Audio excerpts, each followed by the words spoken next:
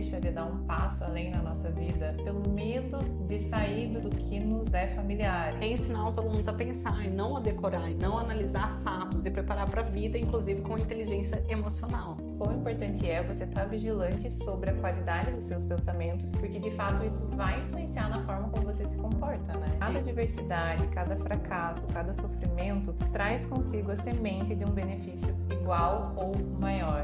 Ninguém quer pagar o preço, quer os louros, mas ninguém vê pelo que aquela pessoa passou ou não quer pagar o preço de sair da zona de conforto e passar por aquilo. Como é que você vai transbordar alguma coisa de útil, alguma coisa boa, se você não tem isso para transbordar? Então, se você não se prioriza, se você não se cuida, a questão é que vai ser impossível você cuidar dos outros, né? Olá, eu sou a Jordana. Eu sou a Paola. E esse é o Virão da Paz.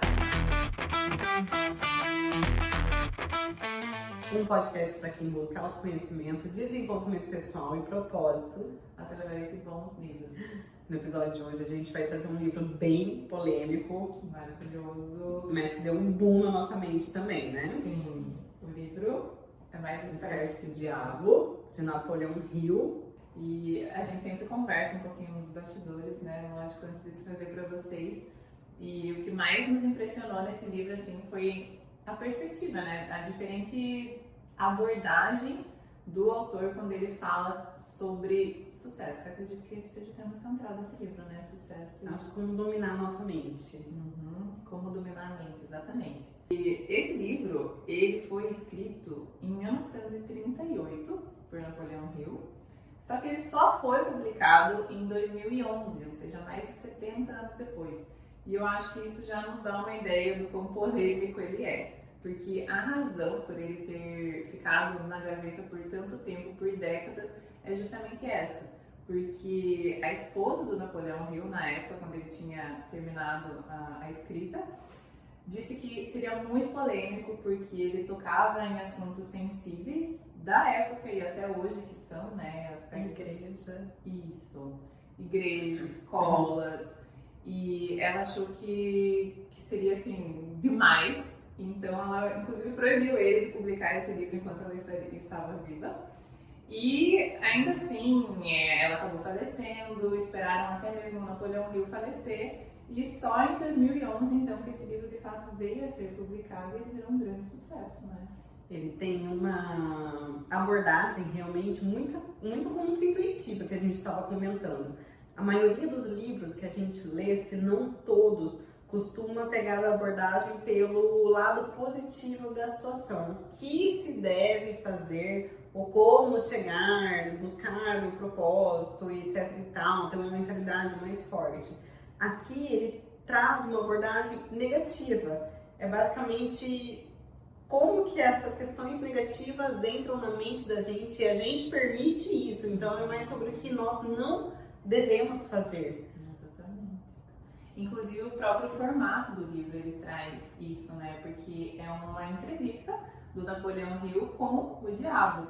Quando o Napoleão questiona a todo momento ao diabo, né? Quais são as armas dele, de que forma ele nos domina. A gente tem a versão do próprio diabo falando pra gente quais são as metodologias dele, assim, para nos dominar. Então eu acho que até mesmo esse formato de entrevista com o diabo é o que traz esse aspecto mais negativo, exatamente, desse ponto de vista do que não deve ser feito, né? De como o diabo está na nossa mente. E acho que é importante a gente falar, como a Jor mencionou, é como ter uma mentalidade de sucesso. É isso o livro.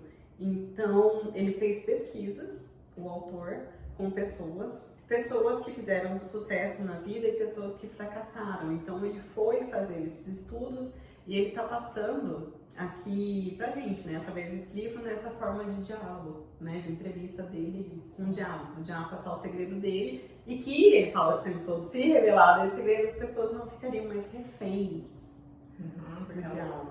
Elas tirariam as vendas, talvez. Quem é o diabo, Jorge?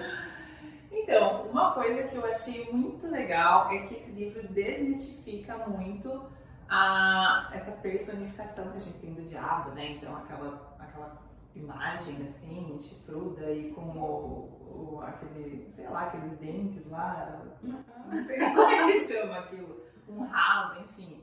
ele fala, na verdade eu não sou nada disso. Eu sou uma energia, negatividade de tudo, polo negativo de tudo. Então ele é muito uma energia e não só a energia em si, é uma energia que penetra em todos os aspectos da nossa vida, desde que, né, a gente permita, e se manifesta de diversas formas, se manifesta através de problemas de relacionamento, de problemas que a gente tem de vícios, de pensamentos negativos. Então eu achei isso muito legal, que assim, é uma coisa que a gente já quebra de início, sabe? Não é aquela figura que você tem que temer, sabe, concreta. Na verdade, não. Exatamente. É algo, uma energia, uma negatividade que penetra em diversos aspectos da nossa vida, de forma que a gente acaba nem percebendo, né? Aqui ficou muito claro para mim no livro que o diabo, né, da forma que ele utilizou aqui, é todo o pensamento negativo. Como você falou, tudo que vem de negativo na nossa mente, a gente pode transformar isso num hábito ruim, materializar certas coisas e vai ser ruim para nossa vida também. Ele fala que ele entra nas pessoas através dos hábitos, e ele cita aqui bastante os vícios, né? Vício em cigarro, vício no álcool, através das escolas, da igreja, que ele usa aqui. Eu acho muito interessante essa metáfora, é como se fosse a Bíblia, até nisso, né? Ele se utiliza de metáforas nesse livro. Isso eu achei bem impressionante. Que tanto as escolas e as igrejas são os melhores aliados dele, porque deixa as pessoas alienadas, e ele fala muito sobre alienação. Tudo que aliena uma pessoa, transforma a pessoa, né, tem esse ato de alienação em uma pessoa, é muito ruim. Sim, porque eu acho que isso que nos deixa vulneráveis, né? A gente até pode começar falando sobre uma das grandes questões que o Napoleão pergunta pro diabo, que é justamente assim, tá, de que formas então você domina as pessoas, né? Porque ele fala, inclusive, eu achei isso bem interessante, ele determina que ele seja chamado de Sua Majestade. Sim. E aí o Napoleão fala, nossa, mas por quê, né? E ele fala, porque eu controlo 98% da população. Você acha que eu não sou digno de ser chamado Vossa Majestade, né? Sua Majestade? Isso é um estudo real, gente. Isso é um estudo real. No final do livro ele fala sobre isso, que 98% da população tem hábitos negativos, de alguma certa forma. Então, que a pessoa não consegue ter o total controle da sua mente, que é a mente pensante. Toda mente que pensa é o pior aliado, é o que mais... é o inimigo do diabo.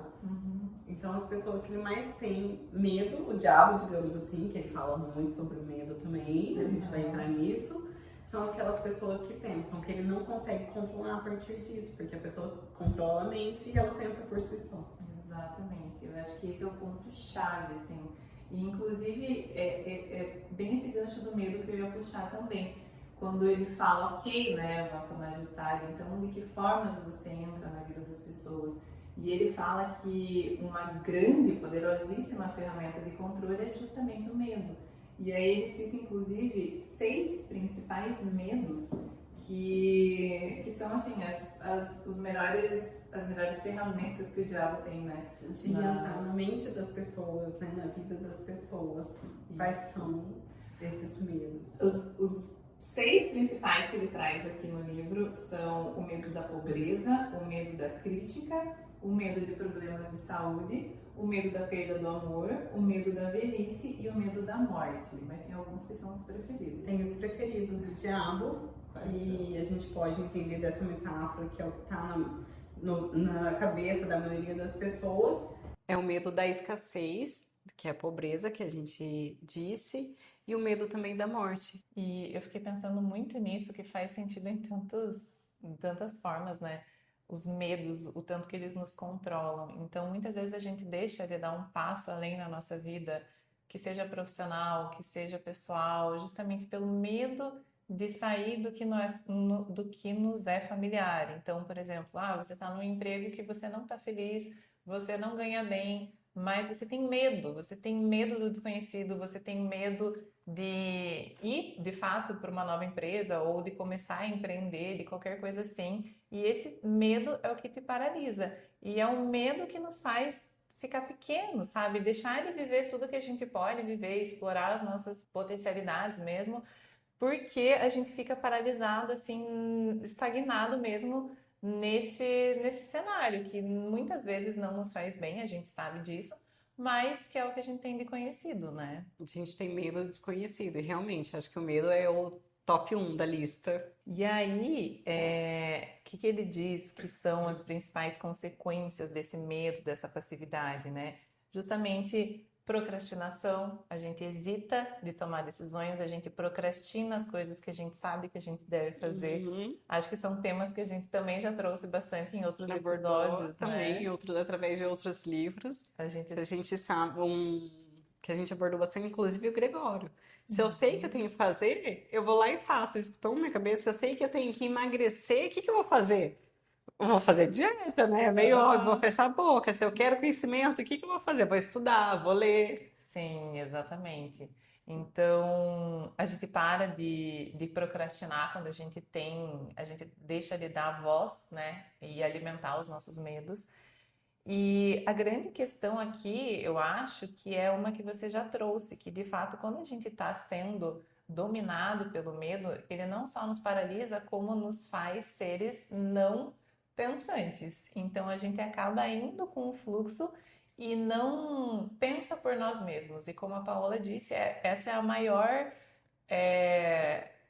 obstáculo que o diabo tem para de fato nos dominar, que é justamente a pessoa que tem a intencionalidade, que tem propósito, que pensa por ela mesma, né? Aí a gente entra toda aquela questão da alienação, porque a pessoa que não pensa por si mesma, ela é o quê? Alienada. Ele chama muito no livro os alienados e os não alienados, ele separa dessa forma.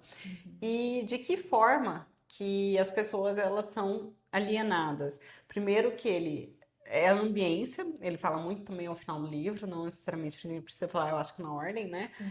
E através das pessoas, dos familiares, das escolas, das igrejas, porque o que a gente aprende nas escolas? A gente aprende fatos, a gente aprende basicamente a decorar coisas do passado, aquelas matérias que lá na frente basicamente não vão nos servir para nada.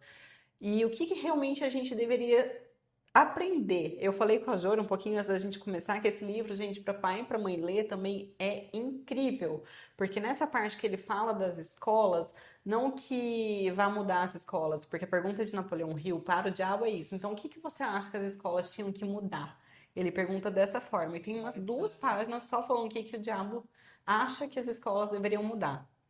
Mas para resumir, bem resumido, é ensinar os alunos a pensar e não a decorar, e não a analisar fatos e preparar para a vida, inclusive com inteligência emocional.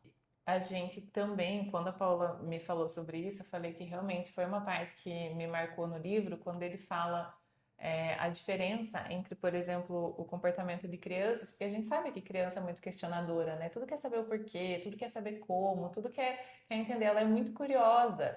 E é completamente diferente do comportamento que a gente tem, por exemplo, de adolescentes nas escolas. Se a gente entra numa sala de aula, tá todo mundo quieto, tá todo mundo em silêncio.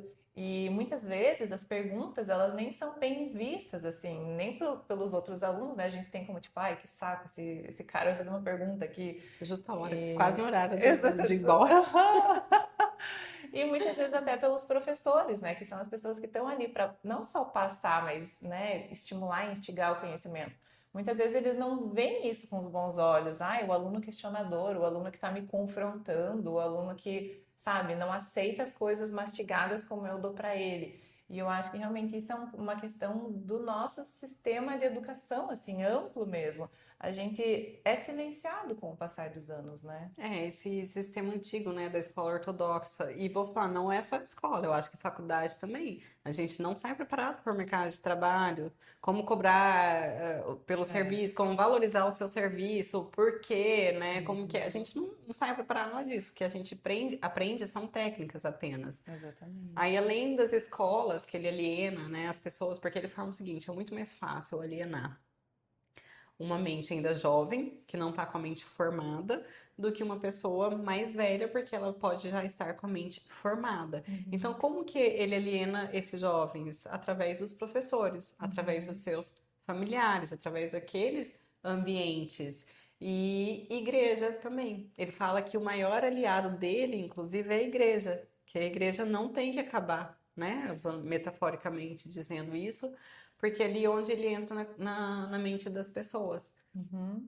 Ele fala dessa questão da religião, por quê? Porque ele fala que são essas pessoas que justamente plantam ali a semente do medo, que elas tentam trazer uma ideologia, uma ideia, uma forma de ver o mundo e de se comportar a partir do medo. Então ele até fala, "Ai, não é minha preocupação me promover, me autopromover, porque existem outras pessoas que fazem isso por mim. E uma delas é justamente um viés, né, utilizado pela igreja, que é o de fazer as pessoas temerem o diabo, as pessoas temerem o inferno, né? Então ele reforça mais uma vez essa parte do medo e a parte da alienação no sentido de as pessoas não são instigadas a pensar por elas mesmas, mesmo a respeito dessas coisas. Tipo, eu deveria de fato viver na energia do medo ou eu deveria tentar viver a minha religião a partir de um outro ponto de partida, sabe? Eu acho que, na minha cabeça, uma ideia prática disso, no aspecto religioso, seria a pessoa que ela fala que ela não vai pecar porque ela tem medo de ir para o inferno, versus a pessoa que fala que ela não vai pecar porque ela vai tentar ser uma pessoa melhor, né? E agregar ali no mundo, hoje, no presente, né? Eu acho que são realmente perspectivas diferentes que mudam completamente a forma como a gente se sente e vive, né, a nossa vida. Lembrando que a gente está falando tudo isso porque esse livro ele fala justamente de uma mentalidade forte para se ter sucesso, como todos os outros livros de Napoleão Hill. Isso.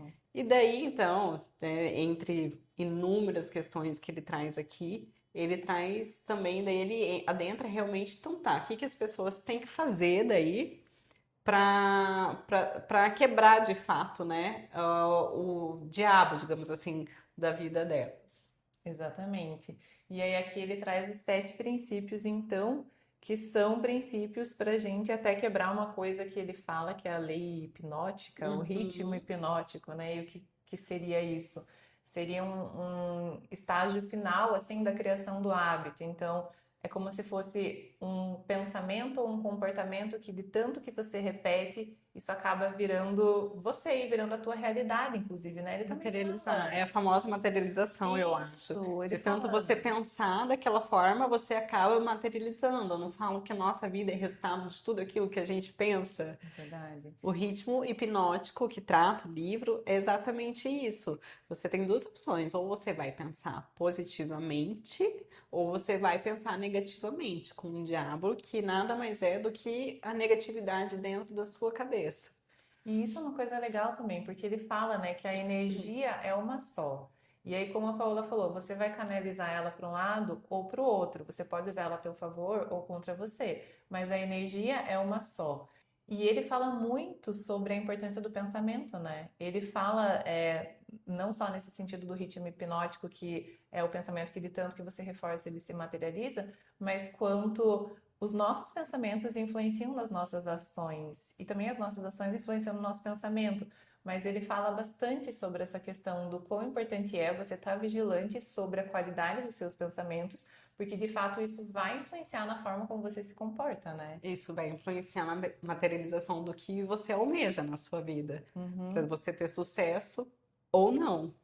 Eu acho que esse também é um conceito que é bastante tratado no Segredo de uma Mente Milionária, né? Aquele livro que também é super famoso, ele fala bastante que o pensamento gera um sentimento, que gera uma emoção, que gera uma ação, ou enfim, não sei se é exatamente essa ordem, mas a influência do pensamento, sabe? Começa no pensamento para daí refletir na forma como você se comporta na Isso ação. foi o último livro que a gente leu sobre o monge executivo. Também ele fala exatamente isso, do pensamento, da emoção e tudo mais, que transforma em ação. Ele falou também, não adianta a gente só pensar em transformar isso em ação, né? Tem que executar, tem que fazer. Exatamente. Monge executivo, então a gente vem nessa linha, né, de livros que acho que foi muito bom ver mais Esperto que o Diabo depois de Monge Executivo. Sim. E aí, como a Paola falou, então, de que forma a gente pode romper esse ritmo hipnótico, né? Como que a gente pode retomar o controle da nossa vida? E é aqui que ele traz os 7 princípios para a gente conseguir isso, então. O primeiro princípio que ele traz é justamente o propósito, a missão de vida, que também é uma coisa que a gente bate muito na tecla nesse podcast, N episódios, né? A gente estava conversando agora um pouquinho nos episódios, como todos os livros trazem a mesma abordagem sobre isso. Então não é possível que não seja isso. E mais uma vez, esse livro também, ele cita a utilidade aqui, o servir, que é o propósito. É a gente se doar ao outro, a gente doar sem esperar receber. Uhum. Então, esse é o primeiro princípio, essa clareza de propósito, clareza do que é importante para você e você seguir isso com foco e determinação. Porque se você for pensar, quem não sabe aquela frase da Alice, né? Mas enfim, quem não sabe para onde quer ir, quem está aí no mundo de alienação, de fato, só vai seguir o fluxo. E o fato de você não ter intencionalidade na forma como você pensa e age vai fazer de você uma pessoa suscetível ao domínio ali do diabo, justamente porque você não tem essa clareza de propósito. Então, acho que esse é o primeiro princípio, assim, não por acaso, né? Não por acaso. E o próximo?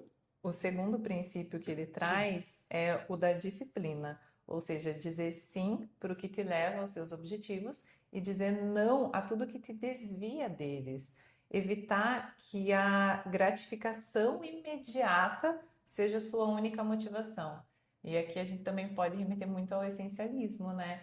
E os vícios, essa questão da gratificação imediata, assim, é uma questão tão presente que a gente tem e, de fato, é mais uma forma de expressão do diabo nas nossas vidas, né? Porque nos distancia do nosso É aquela propósito. satisfação imediata. A gente busca, tá, mas isso aqui vai me levar pro que eu quero. Às vezes a gente quer aquela satisfação, sentir aquele prazer ali, mas aquilo dali a longo prazo não é o que definitivamente vai nos levar ao nosso propósito, ao que a gente quer. Então a gente ter consciência disso e dizer não pro imediatismo, que a gente sabe que o imediatismo é uma coisa absurda hoje, em decorrência de várias situações, né? Tecnologia, fenômenos, enfim. E tá muito bem alinhado, disciplinado, saber o nosso propósito. Uma coisa vai levar a outra, né? Saber o nosso propósito, a gente tem que ter a disciplina para chegar até ele. Não basta só saber e não fazer. Exatamente. E a disciplina para discernir, né, o que te leva e o que te afasta do teu propósito e, de fato, agir nesse sentido. Então, como a Paula falou, eu acho que uma coisa vai levando a outra. Então, a gente falou de propósito, depois de disciplina. O terceiro princípio que ele traz é justamente o de autorresponsabilidade, o princípio de aceitar os seus erros. Não deixar que as falhas te consumam, né? Usar os erros, os fracassos e as adversidades como lições para crescer e evoluir. E aqui eu até destaquei uma frase que eu achei bem impactante que ele traz no livro, quando ele trata bastante sobre o fracasso, né? Porque se ele fala muito de sucesso, ele fala bastante do fracasso também. E ele diz que cada adversidade, cada fracasso, cada sofrimento traz consigo a semente de um benefício igual ou maior. E aqui é o outro lado da moeda. Todo mundo quer o sucesso, mas ninguém quer o fracasso. Só que a gente esquece que é a mesma moeda, né? Então, o fracasso, ele muitas vezes, inclusive no livro, ele defende que é o fracasso que nos leva ao sucesso, né? É isso mesmo. É pagar o preço. Uhum. Ninguém quer pagar o preço. Todo mundo quer os resultados ou olha o resultado dos outros, quer os louros, mas ninguém vê pelo que aquela pessoa passou ou não quer pagar o preço de sair da zona de conforto e passar por aquilo. E ele diz aqui no livro também que quanto maior é o fracasso de uma pessoa, o tempo do fracasso dela, os fracassos, enfim, a somatória disso, maior, se ele aprendeu também com isso, né? Mais duradouro vai ser o seu sucesso. Mais vale o fracasso a longo tempo, né? Devagar e a longo tempo, estendido, do que o sucesso rápido e imediato. Ele não vai se sustentar. E isso também liga com o imediatismo que você falou de antes, né? Por que é difícil ser disciplinado? Porque a gente é muito imediatista. E o fato de você ser imediatista acaba refletindo também nisso. Você quer o sucesso rápido. Só que, beleza, que preço? Você vai conseguir sustentar esse sucesso rápido, né? É muito aquele exemplo da pessoa que não tem educação financeira e que ganha na Mega Sena. Ela vai conseguir multiplicar aquele dinheiro, fazer gerações bem-sucedidas ou não, né? Porque ela não teve esse preparo, essa base mesmo. Um exemplo que a gente tem forte disso é de jogador de futebol, Uhum, que às vezes vem de uma família um pouco mais simples, mais humilde, sem essa inteligência para lidar com o dinheiro, a inteligência emocional, porque não teve o dinheiro ali, e vem o sucesso muito rápido, ganha dinheiro muito rápido. O que que a gente costuma ver? Que isso é fato. Como que eles lidam com o dinheiro deles, como que eles gastam, quais coisas eles gastam o dinheiro deles. uhum, exatamente. Isso vem tudo nessa ideia do fracasso tem seu papel, né? E eu acredito que não tem nada, nenhum professor melhor do que o fracasso. Então, como você falou, desde que você esteja disposto a aprender com seus erros, não existe ninguém que te ensine melhor do que seus erros, né? Porque é um preço que a gente paga. Então, a gente aprende com eles.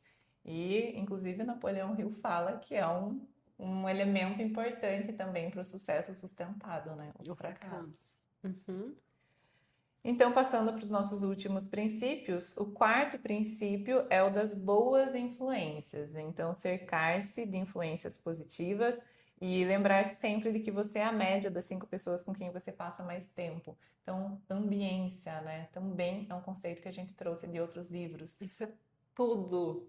Gente, como isso é tudo? O ambiente, o meio, as conversas, as mesas que vocês sentam, que a gente senta, reflete tudo, determina tudo. Sim. Tanto pessoas que vão te ajudar a prosperar, te instigar a ser uma pessoa, um profissional melhor, quanto pessoas que você, sem nem perceber, que estão ali muito no teu convívio, acabam te levando para outro lado, né? Te levando para o lado da acomodação, para o lado do medo, para o lado da insegurança, da incerteza. Então, isso é muito importante a gente ter esse olhar e ser intencional também com as pessoas que estão no nosso ambiente, né? E não tem nada de errado com isso, gente. Simplesmente eu acho que é maturidade, é você saber onde você quer, o que você quer chegar e o meio que a gente vai conviver, porque eu acho que a gente pode remeter muito isso a padrão. Isso vem desde a nossa família, assim, usando um pouquinho de analogia, a gente cresce naquele ambiente familiar, então a gente vai ter aquele padrão. A partir do momento que a gente começa a viver, conhecer outros meios e andar em outras rodas, a gente vê, peraí, o que eu quero pra mim, o que serve, o que não serve pra mim. Daí a gente entra no padrão familiar. Aquele padrão que eu aprendi, é isso que eu quero? É você saber discernir qual o padrão, qual o meio que você viveu, cresceu e que não te serve mais, às vezes, né, para o que você quer. Sabe, tá, mas esse não tô falando, gente, pelo amor de Deus, pra ninguém abandonar a família, não é isso? Mas saber essa diferença, da onde a gente tem que frequentar. E eu quis dizer isso sobre muito padrão. Sim. A gente convive muito com a nossa família, cresce naquilo, a gente vai ter aquele padrão. Se a gente convive muito entre amigos que não querem nada, que bebem, a gente vai conhecer aquele padrão e começar a naturalizar, achar aquilo normal. Sim. A partir do momento que a gente vê, não, um padrão que eu quero é esse, é pessoas que não bebem bebidas alcoólicas, que não dormem tarde, que praticam esporte, daí tem que acordar cedo. Então, automaticamente, eu acho que mais pessoas assim, elas já chegam até a gente. E a gente forma ali o nosso padrão. A ambiência, ela Tudo. tá em tudo, tudo, tudo. É muito estilo de vida. Uhum. E são exatamente essas pessoas que podem, inclusive, romper padrões, como você falou, que nem você estava comentando de um padrão familiar, né? Eu pensei, por exemplo, eu acho que da nossa geração, muita gente tem pais que vieram de um cenário de mercado, por exemplo, que era muito comum que os nossos pais trabalhassem em empresas e começassem e terminassem, se aposentassem na mesma empresa, era tudo muito estável, todo mundo comprava casa, tipo, era um cenário completamente diferente, social, político, econômico. E aí, se você tem pais assim, muitas vezes concursado, para você é difícil você plantar a sementinha do, nossa, mas e se eu entender. Como é que seria viver numa loucura, numa instabilidade, sabe? Um cenário completamente diferente do que muitas famílias vêm de gerações, por exemplo, né? E aí, quando você começa a conviver com pessoas que estão empreendendo, ou que são autônomas, ou que estão vivendo uma outra realidade, você pensa, tá, mas será que não existe esse outro universo, além do universo que meus pais me apresentaram, por exemplo, né? Então, passando para o nosso próximo princípio, ele fala a respeito do tempo. O tempo pode tornar a positividade e a sabedoria permanentes, assim como tornar a negatividade permanente. Então, a gente tem que entender que as melhores coisas da vida levam tempo para serem conquistadas e construídas, né? Ele falou, quanto mais tempo a gente leva construindo uma coisa sólida, constância, eu acho que pode caber muito bem aqui dentro desse conceito. Você ser constante, ter paciência com esse tempo, o sucesso ele se estende, se sustenta, que foi a pergunta que Napoleão Hill fez pro diabo. Então, a resposta dele foi essa, diabo, vale muito mais assim, você trabalhar, né, a longo prazo para ter sucesso duradouro do que um sucesso que vem repentino e que não se sustenta. O próximo princípio, o penúltimo, ele fala sobre a harmonia, o equilíbrio entre aspectos mentais, espirituais e físicos. Então, ser o protagonista da sua vida, colocar-se em primeiro lugar e não tentar agir para agradar todo mundo. Aqui é a parte do egoísmo. Tipo assim, ai, gente, né? Isso me remete muito ao livro A coragem de não agradar me veio na cabeça também. Exatamente, ser o protagonista. E essa parte, assim, do egoísmo, é incrível como ela sempre surge, né? Essa pergunta, ai, mas não seria egoísta eu me priorizar? E às vezes é até uma crença, né, que a gente tem, que muita gente tem. Só que como é que você vai transbordar alguma coisa de útil, alguma coisa boa, se você não tem isso para transbordar? Então, se você não se prioriza, se você não se cuida, a questão é que vai ser impossível você cuidar dos outros, né? Então, eu acho que a gente tem que realmente romper isso do egoísmo e também alinhar o nosso estilo de vida, o nosso ambiente ao nosso propósito.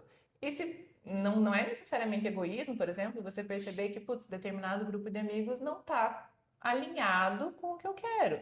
Então, eu vou tentar nutrir outros tipos de amizades. Isso não é egoísta, isso é clareza, na verdade. É clareza, é maturidade. Do nosso ponto de vista, é maturidade. Você saber o que você quer e buscar isso e ter que fazer o que tem que ser feito. Exatamente. Desde a ambiência, desde o tempo, desde os estudos, disciplina, Isso, que são os princípios. como você falou, pagar o preço. Pagar o preço. Isso é maturidade, com certeza.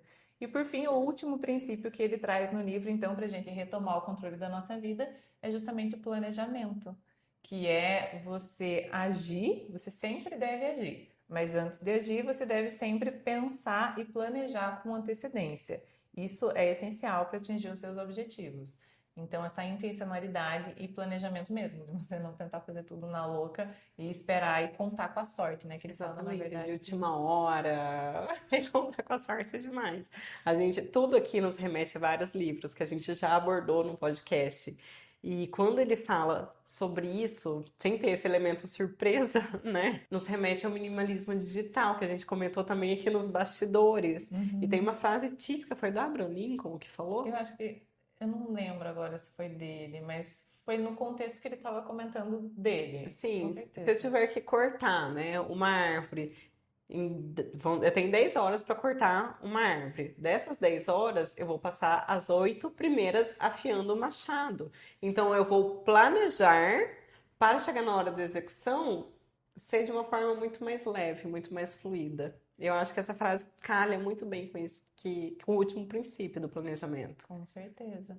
E é aquela coisa de fazer parecer fácil, né? E geralmente as pessoas que fazem algo parecer fácil são as pessoas que mais se prepararam, que mais comeram poeiras, que mais tiveram um trabalho muito árduo, mesmo que a gente não viu ali por trás nos bastidores. Mas é a pessoa que chega lá para cortar a árvore, corta rapidinho, e você fala, nossa, mas isso é super fácil. Por quê? Porque ela teve toda aquela preparação, todo aquele repertório que de fato permitiu com que ela fizesse parecer fácil, né?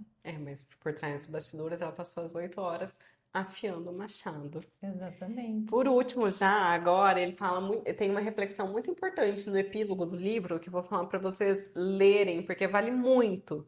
Para não terem a crença religiosa do que é o diabo, porque ele usa aqui essa figura dele metaforicamente. Tá, mas quem é o diabo? Aí ele deixa para os seus leitores resolverem esse mistério que a gente já falou aqui. Mas pode ser que cada um interprete de uma forma Sim, também. Eu, na hora, eu falei, meu claro. Deus, o que que é o diabo? O que que eu perguntei para o Joshua? Quem você acha que é o diabo? O que que você entendeu que é o diabo? Eu falei, para mim, o diabo é totalmente a nossa negatividade, a nossa mentalidade. Tudo de ruim, de negativo que a gente está aqui alimentando na nossa cabeça é o diabo. E essa pergunta é muito forte, porque assim, para cada um ele se manifesta de uma forma diferente, né? Porque cada um tem um ponto fraco diferente. Então eu acho legal trazer para você também o que que para você na sua vida tem sido essa negatividade, aonde você está escorregando, sabe? Qual é o teu grande medo que te impede de ir para frente? Ou qual é o grande vacilo que você está dando mesmo? Qual tem sido a tua muleta? Se tem algum vício, se tem alguma procrastinação, algo que você está evitando, porque é aí que mora essa negatividade que te impede de viver a vida que você merece viver e realmente de ter sucesso, né? Então eu acho que esse livro foi, olha, muito bom para ficar na cabeça e para realmente a gente fazer esse exercício de autoconhecimento, para te dar esse chacoalhão, assim, o que que na tua vida está precisando de mais intencionalidade, né? Perfeita constatação, Jor. Depois dessa, não tem mais nem o que falar. Eu fiquei reflexiva agora. Eu falei, meu Deus, e eu vou falar que o meu é o medo. Medo, né? Totalmente. Eu também, com certeza. Meu Deus, com certeza. E uma coisa que eu sempre penso, medo é falta de fé. Também. Eu sempre penso isso. E é uma coisa que eu sei que eu preciso melhorar muito, porque pra mim medo é falta de fé. Então, Muito onde se manifesta pra vocês? Gente, eu espero que esse livro tenha sido útil para vocês, a gente tenha cumprido a nossa utilidade, o nosso servir aqui, assim como ele foi maravilhoso pra gente. E a gente se vê aí, né, no próximo episódio. Exatamente. Continue nos acompanhando e lembra de, se você gostou desse episódio, se ele fez sentido para você, curtir, compartilhar, comentar, nos seguir também, né, no YouTube e no Instagram. E nos aguardem que os próximos livros aí também prometem. Gente, só leiam, Só leiam, é sem muito bom. preconceitos. Tchau, Até a tchau. Até próxima. lá.